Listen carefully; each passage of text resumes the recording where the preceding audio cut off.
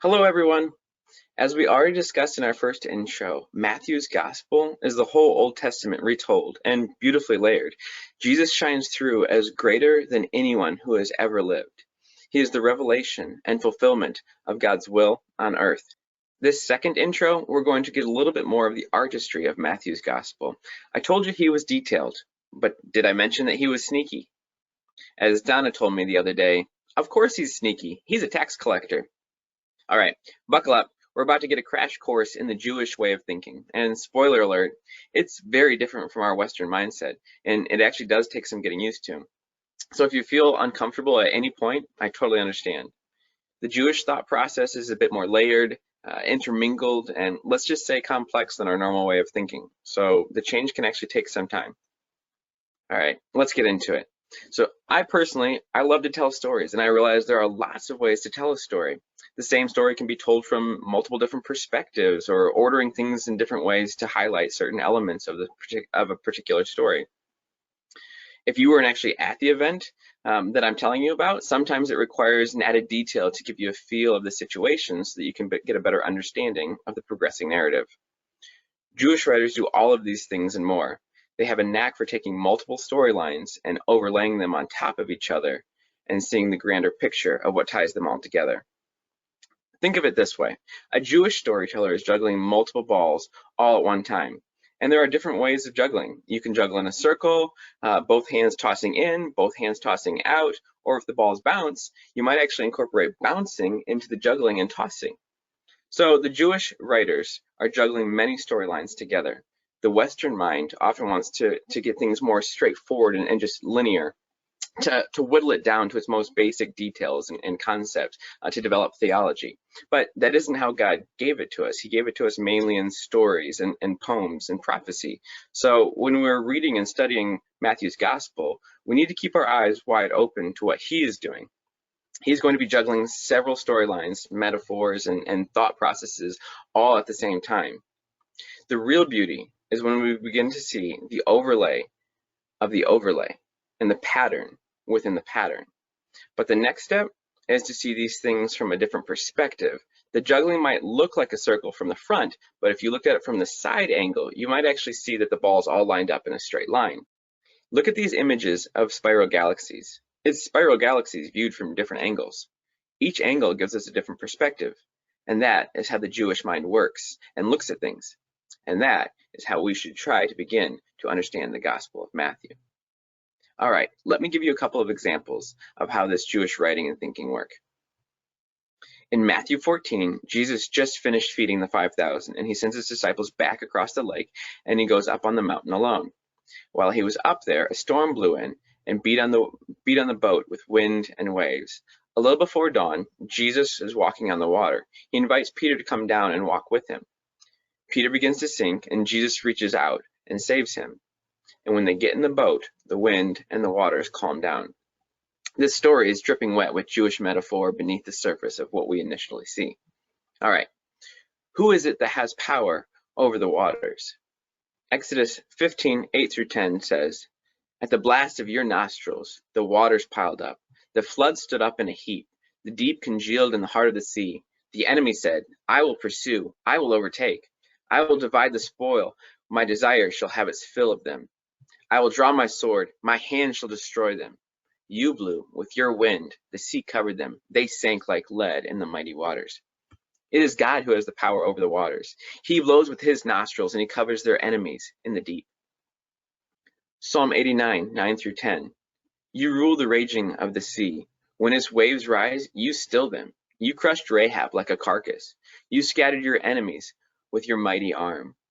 Rahab is a name for Egypt. It is the name of a deity that the Jews referred to for Egypt. So God rules the sea. He stills the waves. He crushed Egypt like a carcass and scatters the enemies with his arm in the waters. Psalm 69, 1-4. Save me, O God, for the waters have come up to my neck. I sink in deep mire, where there is no foothold. I have come into deep waters, and the flood sweeps over me. More in number than the hairs of my head are those who hate me without cause. Mighty are those who would destroy me, those who attack me with lies. My enemies are greater than the hairs of my head. They surround me. I feel like I'm drowning an enemy. So David is comparing the feeling of drowning to being overwhelmed by enemies all around him. Isaiah 17:12 through 13. Woe to the many nations that rage. They rage like the raging sea. Woe to the peoples who roar. They roar like the roaring of great waters. Although the peoples roar like the roaring of surging waters, when he rebukes them, they flee away. The nations rage like the sea. The people roar like great waters, but God rebukes them and they flee away.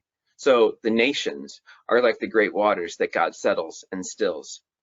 But where did this initial picture come from? Where did waters being the enemy first appear? And what is the opposite of the great waters? In Genesis 1, God gathers dry land together in one place, out of the waters, and places mankind there, and tells them to be fruitful and multiply. He brings Noah out of the great flood and lands him on a mountain and tells them to be fruitful and multiply. He brings the people of Israel through the great waters of Egypt to a mountain and teaches them how to live and how they will be a fruitful blessing to all people. Just as Isaiah had spoken of the nations raging as waters, Israel is engulfed in the waters of the nations while they are in exile. But they are not destroyed. And when they return, they have a vision of Ezekiel's temple on a mountain that would go out and water the whole earth and make even the dead places fruitful and blessed. So the Israelites have seen their history and the history of the world, that the mountain is where they run to for the shelter. It is their refuge and their strength. So when Jesus says, build your house on a rock and the rising waters will not overtake, he is echoing Old Testament metaphors that they know to be true, that they are saved out of the waters of destruction and onto the mountain of the Lord. Psalm 48 puts it this way: great is the Lord and most worthy of praise. In the city of our God, his holy mountain, beautiful in its loftiness, the joy of the whole earth. Like the heights of Zaphon is Mount Zion, the city of the great King. God is in her citadels. He has shown himself to be her fortress. Now, Mount Zaphon was the place where the Canaanites worshiped their gods. So here we have Mount Zion is like Mount Zaphon, but is the city of the great King. So Mount Zion is greater than Mount Zaphon. The ancient thought process was just as the mountains are high above and seem to touch the sky, that is where the gods came down to dwell. And there's, in the ancient literature, there are all types of depictions and stories of mountains with lush gardens and streams that flow out to water the whole earth. And this is where the gods come to dwell. So that is why in the Old Testament we see them worshiping on the high places and making shrines and temples on the mountains. And if they didn't have mountains, they built them. They made pyramids or ziggurats, all for the gods and humans to dwell together. Isaiah puts it this way in Isaiah 2:2 through 3. The mountain of the house of the Lord shall be established as the highest of the mountains, and shall be lifted up above the hills, and all the nations shall flow to it, that he may teach us his ways, and that we may walk in his paths. The mountain of the Lord shall be the greatest of them all, high above all of the other mountains, and all the nations shall come to it, and we will be taught to walk in all of his ways. So salvation from the water and onto the mountain of the Lord, that the presence of the Lord may stream into the whole of creation, has been a reoccurring storyline of the Bible. All right, now that we have a little snapshot into how the Jewish mind conceives of water and mountains, let's look back at the book of Matthew and see how Matthew uses this to shape the landscape of his gospel. Matthew alternates between stories and teachings. When he concludes a teaching section, Matthew writes that Jesus finished. So Matthew actually makes these 5 divisions pretty obvious. Just as we saw in the first intro that Matthew overlaid the life of Jesus onto the entire Old Testament, we also see with this 5-part breakdown that he is alluding back to and mirroring both the 5 books of Moses, the Pentateuch, and the 5 books in the Psalms. The Pentateuch tells the beginning of the world and Israel through narrative, God's original plan for how things were meant to be, covenant breaking, bondage and captivity, rescue, and closes with Israel on the cusps of a new promised land. The book of Psalms retell the entire biblical story and God's kingdom in song, poetry, imagery, and prayer. From the way things were meant to be as meditating fruitful trees on God's word, to the covenant breaking, down to exile, and the waiting on the cusps of a long-awaited future king to reign forever. Hallelujah.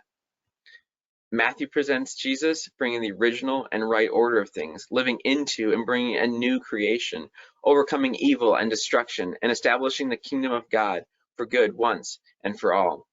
So just as Moses brought the Exodus and the law and showed us many miraculous things on the way to the promised land, we should expect Jesus to bring a greater Exodus, a greater law, and even more miraculous signs of the promised future hope.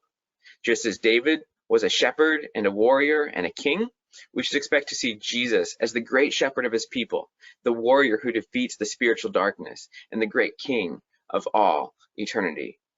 These 5 sections mirror these other 5 book breakdowns, both literarily and geographically. So let me show you what I mean. The first and last teaching, Jesus is teaching on a mountain. The first is the Sermon on the Mount, where he begins by giving 7 blessings. This is what life looks like when you live in God's way, according to his will and heart. This is in Galilee, a place that would have been known as Galilee of the Gentiles because of the Gentile population that had lived in it. So Jesus starts his teaching at the edges of society, the place where Jews and Gentiles intermingled, and pronounces the blessing of God on all those who follow him. The last teaching is also on a mountain in Jerusalem, and many people would call it the Olivet Discourse. It is Jesus taking on the Jewish leaders, telling them that you do all of this outward show, but you are blind hypocrites, and your heart is like an empty tomb. This is in Jerusalem, the center of where God is supposed to dwell with his people, and they have missed it. This whole blessing and cursing from one mountain to the other, it actually parallels Joshua 8:30 through 35, where Joshua separates the 12 tribes of Israel into 2 groups of 6 and split them between 2 mountains. And Joshua speaks out the blessings if they follow God's way and the curses if they don't. Jesus is saying, Israel, you've missed it. You thought it was about the outwardly pleasing of God, but it was about inward heart change. You have been my people, and you will always be my people. But if you will not obey and take my kingdom to the Gentile nations, then I will take my blessing to them myself. You will become jealous, your hearts hardened until the fullness of the Gentiles has come in. Then your hearts will be opened, and your eyes will see he who comes in the name of the Lord. The second and fourth teachings of Jesus are on land, where Jesus goes to a city. Both of these teachings are about his mission and discipleship. The third teaching, the central and climactic teaching, takes place down by the sea. Jesus begins teaching in parables, all about the secrets of the kingdom. And when his disciples asked him why he spoke to them in parables, he said, "To you it has been given to know the secrets of the kingdom of heaven, but to them it has not been given. For to the one who has, more will be given, and he will have an abundance. But from the one who has not, even what he has will be taken away. This is why I speak to them in parables, because seeing they do not see, and hearing they do not hear, nor do they understand. But blessed are your eyes, for they see, and your ears, for they hear. For truly I say to you, many prophets and righteous people long to see what you see, and did not see it, and to hear what you hear, and did not hear it." Through his parables, he is revealing the secrets of the kingdom, that which has been hidden since the foundations of the world. In this, we have seen the geographical movement from mountain to land to sea, back to land, and back to mountain again, and how it mirrors that of the Pentateuch and the Psalms. Just as we had seen in the Pentateuch and the Psalms, where we start in the presence of God, and how there is a breaking of the covenant that leads to bondage, and they end on the cusp of breaking back into the long-awaited future promise of a land and a king to call their own. We see the same with Jesus. He left the presence of God, coming into our likeness just as we are. He comes into our bondage even while we were sinners and enemies. He then redeems and restores us. He sets us in the kingdom of his light and gives us all things pertaining to life and godliness. Just as the central teaching of Jesus, the parables, were to make sense to some and not to others, so too his life, and so too his death. Matthew communicates Jesus' central act in more than just the geography. He also shows it to us in the literary structure. He places the parable as the structural center of the book. The parables were first to hide and second to reveal. For the people who didn't accept him, the parables hide the truth. They make it unclear. For the message of the cross is foolishness to those who are perishing, but to us who are being saved, it is the power of God. His death and his resurrection reveal the secrets of the kingdom, what the kingdom is like. To live, you must die. To lead, you must serve. To get, you must give. And this was the transformational work of Jesus. He goes from life to death, back to life. He doesn't consider equality with God something he should grasp onto as an advantage, but leaves heaven to do the will of the one who sent him. He lets the waters, the evil of the world, overtake him, just as at his baptism.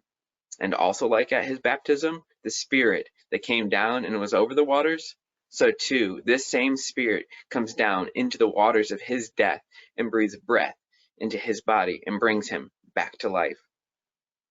He then closes his work on a mountain where he sends out his disciples to go and bring the blessing and peace to the raging, roaring seas, that they would be the fishers of men in the waves of the nations.